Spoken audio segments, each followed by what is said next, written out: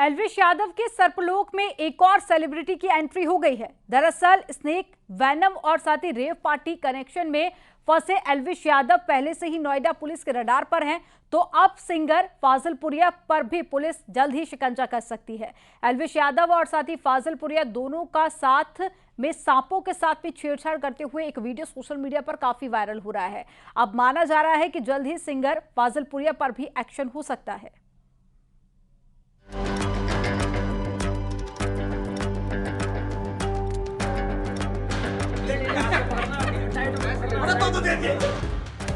जहरीले सांपों का जहर और रेप पार्टियों की चमक दमक में नशेबाजी का खेल। यूट्यूबर एल्विश यादव की शोहरत के चांद पर ग्रहण लग चुका है। उत्तर प्रदेश की नोएडा पुलिस एल्विश पर कभी भी शिकंजा कस सकती है। एल्विश यादव पर आरोप है कि रेप पार्टियों में स्नेक वेनम की सप्लाई करने वाले गिरोह के साथ उनके संबंध हैं। साथ ही सांपों के साथ खिलवाड़ और वीडियो में गैर कानूनी तरीके से उनका इस्तेमाल।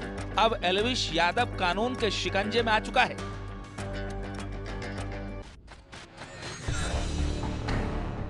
उधर अभी एल्विश की तलाश चल ही रही थी कि गुरुग्राम का ही एक और सेलिब्रिटी इस विवाद में शामिल हो गया। दरअसल बात कर रहे हैं बॉलीवुड के मशहूर सिंगर और रैपर फाजिलपुरिया की। स्नेक वेनम का सेलिब्रिटी कनेक्शन क्या है, समझिए।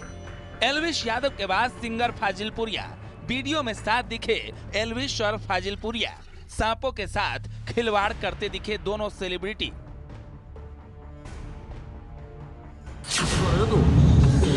क्योंकि इससे बातचीत नहीं लवली और भाई ऑरेंज वाला क्या है भाई ऑरेंज वाला दे ऐसे और भाई दो दे दिए अरे दो आराम से गिरना दो सांप के होते हुए एक साइड दोगे। हां भाई ये वीडियो एल्विश यादव की सांपों वाले वीडियो शूट का बताया जा रहा है। वीडियो में एल्विश यादव के साथ सफेद रंग के बनियान में सिंगर फाजिलपुरिया भी दिख रहा है और दोनों सांपों को बेहद गैर जिम्मेदाराना ढंग से हैंडल करते दिख रहे हैं। ऐसे में अब एल्विश तो पहले ही कानून के रडार पर है, अब फाजिलपुरिया पर भी शिकंजा कसना तय हो गया है। रेव पार्टी मामले में अब एक नया मोड़ निकलकर सामने आया है। एल्विश यादव की जो मुश्किलें हैं वो लगातार बढ़ती नजर आ रही हैं और उनके साथ साथ जो उनके साथी हैं उन पर भी ये संकट आ सकता है। एक नया वीडियो जारी हुआ है जिसमें सिंगर फाजिलपुरिया एल्विश के साथ नजर आ रहे हैं और इस वीडियो में दोनों एक सांप के साथ नजर आ रहे हैं। इससे पहले एल्विश यादव की एक पिक्चर और वीडियो जो है वो सांप को लेकर वायरल हुई थी। वहीं खास बात ये कि नोएडा में रेप पार्टी के दौरान स्नेक वेनम जैसी घातक ड्रग्स के इस्तेमाल के मामले में अब क्राइम कंट्रोल ब्यूरो को जांच सौंप दी गई है। साथ ही एल्विश यादव और फाजिलपुरिया जैसे सेलिब्रिटीज की भूमिका की भी पड़ताल शुरू हो गई है। एल्विश यादव का भी जो लगातार नाम है वो रेव पार्टी इस पूरे मामले में नजर आ रहा है। इसी के चलते इस पूरे मामले में जो वन विभाग है वो पूरी तरीके से जांच करेगा।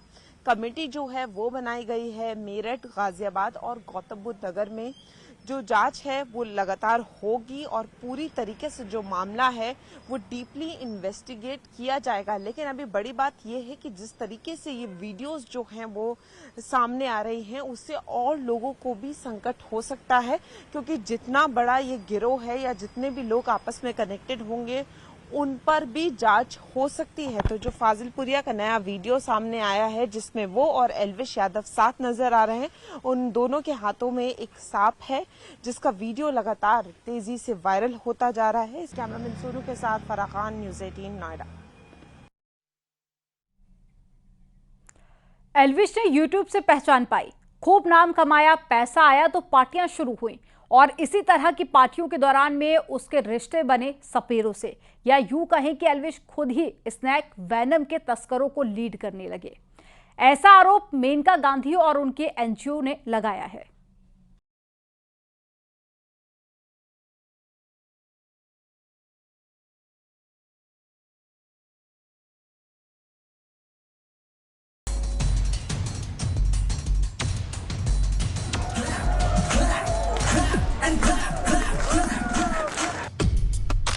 यूट्यूबर्स की दुनिया में एल्विश वो नाम था जिसे सोशल मीडिया का दबंग कहें तो गलत नहीं होगा।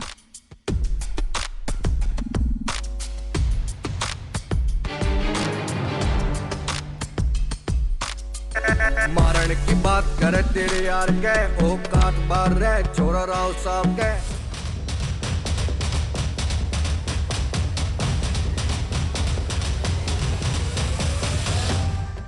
यही एल्विश कभी दूसरे यूट्यूबर्स को टारगेट करता था, उन्हें एक्सपोज करता था, रोस्ट करता था और उसके इसी अंदाज ने उसे पहचान दिलाई। लेकिन खेल बदलते वक्त नहीं लगा, आज खुद एल्विश यादव एक्सपोज हो चुका है। टीआरपी बढ़ाने के लिए कुछ लोग कुछ भी कर सकते हैं और एक दफा थोड़ी सी चस्का लग गई मशहूरता की तो फिर वहाँ हेडलाइन में रहने के लिए कुछ भी करने के लिए। This is a grade 1 crime, 7 years in jail. It's a wildlife crime. Elvish खुद को यूट्यूब का डॉन समझता है। उसने एल्विश आर्मी बना रखी है, यानी ट्रोल्स की वो आर्मी जो विरोधी यूट्यूबर्स को पलक झपकते ही भागने पर मजबूर कर देते हैं। अगर तुम पे पैसा है, पावर है, तो किसी माई के लाल में जोर नहीं तुम्हें अंदर बंद करवा सके। आज भी सल्लू भाई खुले घूम रहे हैं। एल्विश ने यूट्यूब से पहचान पाई, खूब नाम कमाया, पैसा आया तो पार्टियां शुरू हुई।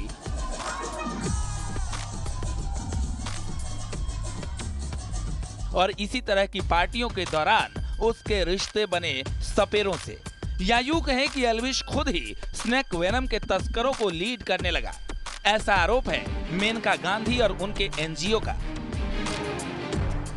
एल्विश ने अपने सोशल मीडिया पर तमाम ऐसे वीडियो बना रखे थे जिनमें वो सांपों के साथ नजर आ रहा है। इसी के बाद से एनजीओ की नजरें एल्विश पर थीं। पीपुल्स फॉर एनिमल वेलफेयर ने यूट्यूबर एल्विश यादव के लिए एक ट्रैप तैयार किया। एनजीओ के लोगों ने फोन कर एल्विश यादव से एक रेव पार्टी आयोजित करने और सांपों का इंतजाम करने के लिए कहा। आरोप है कि एल्विश यादव ने अपने एजेंट का नंबर एनजीओ के लोगों को दे दिया। इसके बाद की कहानी जगजाहिर है। आरोपों को सच माने तो एल्विश रेप पार्टियां आयोजित करता था। उनमें विदेशी लड़कियां बुलाई जाती और कोई आम नहीं बल्कि सबसे खतरनाक स्नेक वेनम की डोज परोसी जाती। पुलिस के मुताबिक ये गिरोह पार्टियों में जहर सप्लाई करते थे और मोटी रकम वसूलते थे। इनके पास से 9 जहरीले सांप भी बरामद किए गए हैं। साथ ही 20 से 25 ml जहर भी बरामद किया गया है।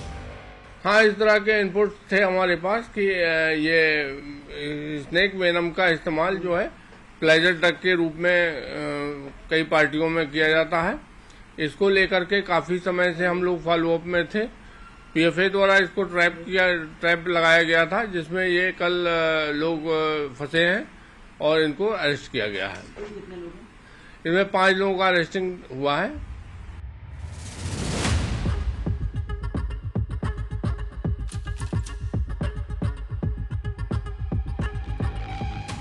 एक और एल्विश यादव पर गंभीर आरोप लग रहे हैं तो वहीं दूसरी ओर एल्विश यादव खुद को बेगुनाह बता रहा है। यहां तक कि उसने मेनका गांधी पर मानहानि का केस करने की भी धमकी दी है। इल्जाम लगा दिया हमें तो भाई, वो मेनका गांधी जी ने हमें तो वो कर दिया, क्या कहते हैं उसको, सांपों का सरंगना, पता नहीं क्या होता है, होता हुआ कुछ सांपों का हेड, जो सांप बेचने वाला सप्लायर। एक डिफेमेशन केस आएगा भाई, ऐसे में नहीं छोड़ने वाला मैं, इतने हल्के में तो छोड़ता ही नहीं मैं। अब मैं हो गया एक्टिव इन चीजों में। पहले तो मैं सोचता था कि यार चलो ठीक है, नहीं कर दे, करके छोड़ो, क्यों टाइम वेस्ट करें इन चीजों में। बट जब इमेज खराब होती है ना, बड़े गंदे तरीके वाली इमेज खराब हुई। इधर एल्विश की धमकी आई, उधर कुछ वक्त बाद ही कोटा से उसके पकड़े जाने की खबरें और तस्वीरें सामने आई। हालांकि बाद में कोटा पुलिस ने उन्हें छोड़ दिया। पता चला कि नोएडा में कोई प्रकरण दर्ज है। इस संदर्भ में हमने नोएडा में संबंधित थाने के डीसीपी साहब और एसीपी साहब से बातचीत करके, और अभी वो वांटेड नहीं होने से उनके द्वारा बताया गया कि प्रकरण अभी इन्वेस्टिगेशन में है और उनको आवश्यकता नहीं होने से हमने इनको रिलीज कर दिया।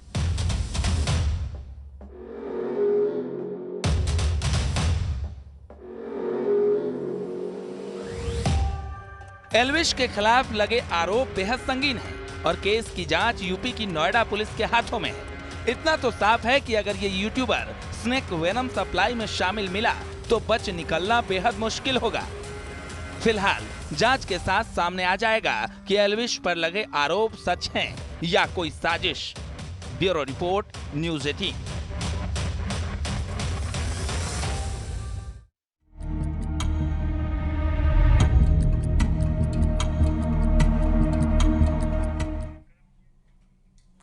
जालौन के उरई में कुछ ऐसा हुआ जिसे सुनकर हर कोई सदमे में है। महज घर में सब्जी बनाने को लेकर हुए विवाद में एक मां और उसके बेटे दोनों की जिंदगी खत्म हो गई। आखिर क्या है ये पूरा मामला, एक रिपोर्ट के जरिए आपको दिखाते हैं।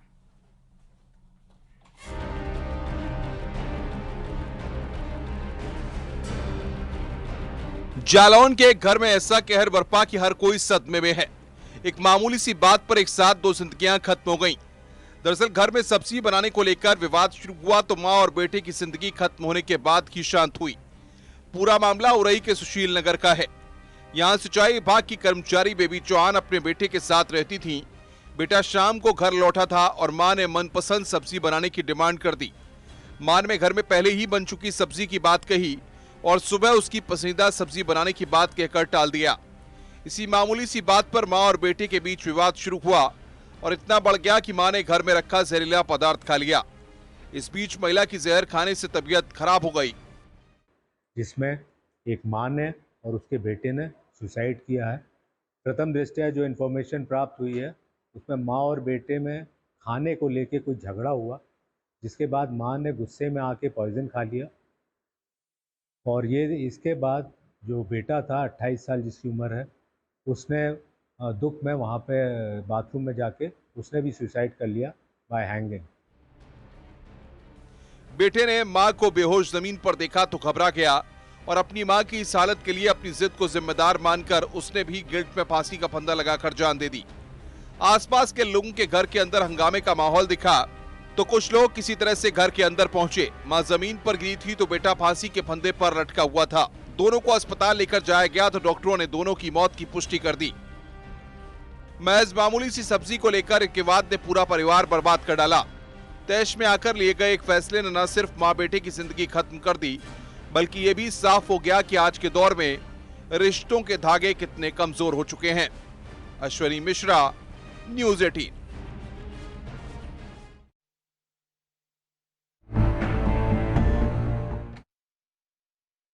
बुलंदशहर में 30 साल पुरानी रंजिश में एक शख्स का मर्डर होता है और जब आरोपी पकड़े जाते हैं तो कुछ ऐसा खुलासा होता है कि पुलिस भी चौंक गई। दरअसल मर्डर के आरोपियों ने अपने पिता की आखिरी इच्छा पूरी करने के लिए इंटेलिजेंस ब्यूरो के रिटायर्ड सिपाही को गोलियों से छन्नी कर दिया। क्या है ये पूरा मामला, एक रिपोर्ट में देखिए।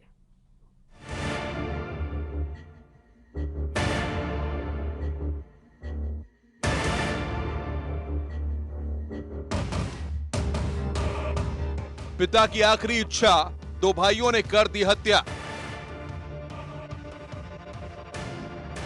30 साल पुरानी रंजिश, सिपाही गोलियों से छलनी। आईबी के रिटायर्ड सिपाही के मर्डर में खुलासा। बुलंदशहर में 30 अक्टूबर को इंटेलिजेंस ब्यूरो के रिटायर्ड हेड कांस्टेबल रामभूल की हत्या के मामले में पुलिस ने खुलासा कर दिया है। दरअसल रामभूल का मर्डर करीब 30 साल पुरानी रंजिश में किया गया था। हत्या के आरोपी दो भाइयों शिव कुमार और मुकेश को पुलिस ने एनकाउंटर के बाद गिरफ्तार कर लिया है। जब दोनों ने पूछताछ में हत्या की वजह का खुलासा किया तो हर कोई चौंक गया। दरअसल रामभूल से इनके परिवार की 30 साल से रंजिश थी और शिव कुमार और मुकेश के पिता ने मरने से पहले दोनों को कसम दी थी कि उन्हें रंजिश का बदला रामभूल की हत्या करके ही लेना है। ईश्वर सिंह और देवेंद्र। फिर 1993 में रामभूल के पक्ष के लोग 2 हत्याएं करते हैं जिसमें रामभूल भी नामजद रहता है। एक मुकदमा सलेमपुर में ही दर्ज है। दरअसल साल 1992 में रामभूल के परिवार के 3 लोगों की हत्या हुई थी। इसी के जवाब में अगले ही साल 2 लोगों की हत्या की गई। इसमें रिटायर्ड हेड कांस्टेबल रामभूल भी आरोपी था। हालांकि दूसरा पक्ष 30 साल से रामभूल के परिवार से इसका बदला लेने की जुगत में था। इसी बीच शिव कुमार और मुकेश के पिता ने मरने से पहले अपने बेटों को कसम खिलाई थी कि उसकी आखिरी इच्छा यानी रामभूल की हत्या पूरी करनी होगी। दोनों भाइयों ने पिता की आखिरी इच्छा को मानकर 30 अक्टूबर को अपने परिवार के लोगों के साथ मिलकर रामभूल की ताबड़तोड़ गोलियों से छलनी करके हत्या कर दी थी। अपना बदला पूरा करने के बाद से ये दोनों फरार चल रहे थे।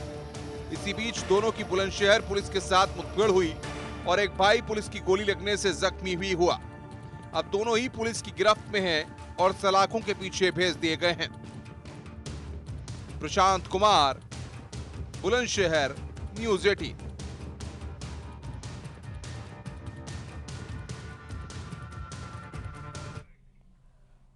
यहां पर वक्त हो गया एक छोटे से ब्रेक का। आप देखते रहिए न्यूज़ 18। आप देख रहे हैं न्यूज़ 18 उत्तर प्रदेश उत्तराखंड।